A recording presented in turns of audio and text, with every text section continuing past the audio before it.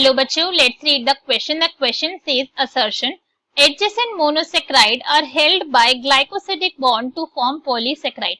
So question के अंदर हमसे क्या बोला गया, जो adjacent monosaccharide होते हैं, मतलब जो पास पास में एक दूसरे के साथ में जो monosaccharide प्रेजेंट है, वो दोनों मोनोसेक्राइड जो है ग्लाइकोसिडिक बॉन्ड की हेल्प से क्या है, हेल्ड टुगेदर, मतलब जॉइंट है और वो क्या फॉर्म करते हैं, पॉलीसेक्राइड की फॉर्मेशन करते हैं। रीजन हमें गिवन है, monosaccharide can not B hydrolysed further into smaller components. ये मोनोसेक्राइड को हम उससे ज्यादा हाइड्रोलाइज, मतलब और ज्यादा हाइड्रोलाइज नहीं करवाया जा सकता है उनको स्मॉलर कंपोनेंट्स के अंदर। So now let's start the question. सबसे पहले हम क्वेश्चन को सॉल्व करने का की कॉन्सेप्ट देखेंगे। की कॉन्सेप्ट, तो क्वेश्चन को सॉल्व करने का की कॉन्सेप्ट क्या है हमारा, कि हमें मोनोसेक्राइड के बारे में पता होना चाहिए, मोनोसेक्राइड, और साथ साथ में हमें नॉलेज होनी चाहिए किसके बारे में, ग्लाइकोसिडिक बॉन्ड के बारे में। अगर हमें ये दोनों ही बातें पता है तो हम क्वेश्चन को हमारे इजीली सॉल्व कर सकते हैं। ठीक है, मोनोसेक्राइड एंड ग्लाइकोसिडिक बॉन्ड।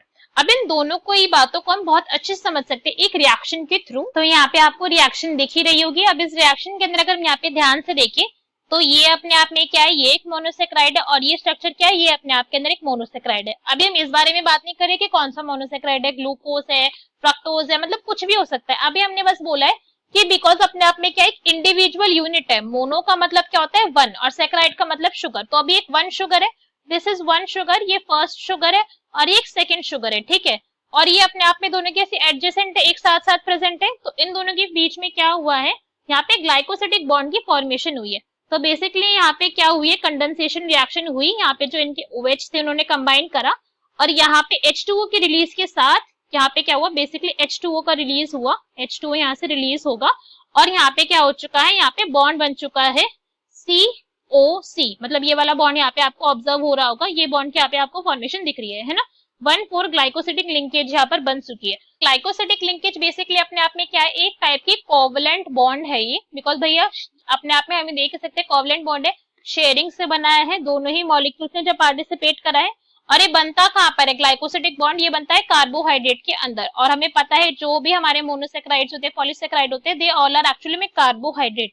ठीक है, तो उन दोनों के बीच में क्या हुआ, यहाँ पे ग्लाइकोसिडिक बॉन्ड की फॉर्मेशन हो गई है। ये कोवलेंट बॉन्ड होता है जो अपने आप के अंदर। तो यहाँ पे हमें पता चल गया है कि भैया ये क्या होगा, कि जब मोनोसेक्राइड आपस में क्या करेंगे, ज्वाइन करेंगे, और जब वो ज्यादा नंबर के अंदर ज्वाइन करना स्टार्ट कर देंगे। अभी तो क्या है अपने आप में, अभी ये स्ट्रक्चर एक डाइसेक्राइड है, बिकॉज दो ज्वाइन हुए। अब एक साथ ज्वाइन करते रहेंगे, जब n नंबर के अंदर ज्वाइन कर जाएंगे तो यहाँ पे पॉलीसेक्राइड की फॉर्मेशन हो जाएगी। Poly means many saccharide. ठीक है, तो अगर हम असर्शन देखें तो असर्शन तो हमें बिल्कुल ट्रू गिवन है कि जब मोनोसेक्राइड आपस में ज्वाइन करेंगे, ग्लाइकोसिडिक बॉन्ड बनाएंगे, तो पॉलीसेक्राइड की फॉर्मेशन होती है। This thing is correct.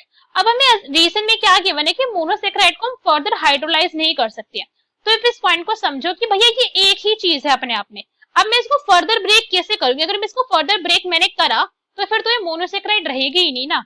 अब इस पॉइंट को आप ऐसे समझ लो कि मैंने क्या करा, मेरे पास एक 100 रुपए 100 रुपीज थे हमारे पास। ठीक है, 100 रुपीज थे, तो मैंने क्या दिया कि भैया इसको जरा डिस्ट्रीब्यूट कर दो आपस में। तो लोगों ने क्या करा, इसको डिस्ट्रीब्यूट कर दिया, और इसको 10 लोगों में डिस्ट्रीब्यूट करा, और 10 रुपीज सबके पास आ गए।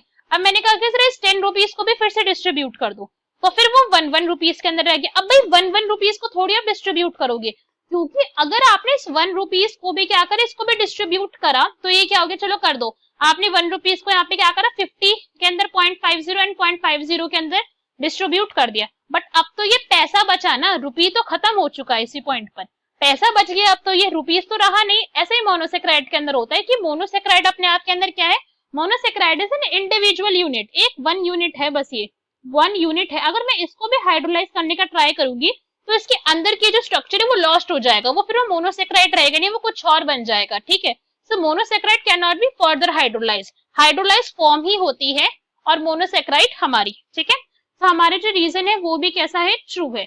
मगर क्या हमारा रीजन हमारी असर्शन को एक्सप्लेन कर रहा है, तो नहीं कर रहा। हमें इसके अंदर बताना चाहिए था कि पॉलीसेक्राइड की फॉर्मेशन कैसे होती है, कैसे यहाँ पे बॉन्ड फॉर्मेशन होती है। तो हमारा करेक्ट आंसर क्या हो जाएगा, that will be B if both assertion and reason are true, but reason is not the correct explanation of assertion. Hope you understood it well. Best of luck. Thank you.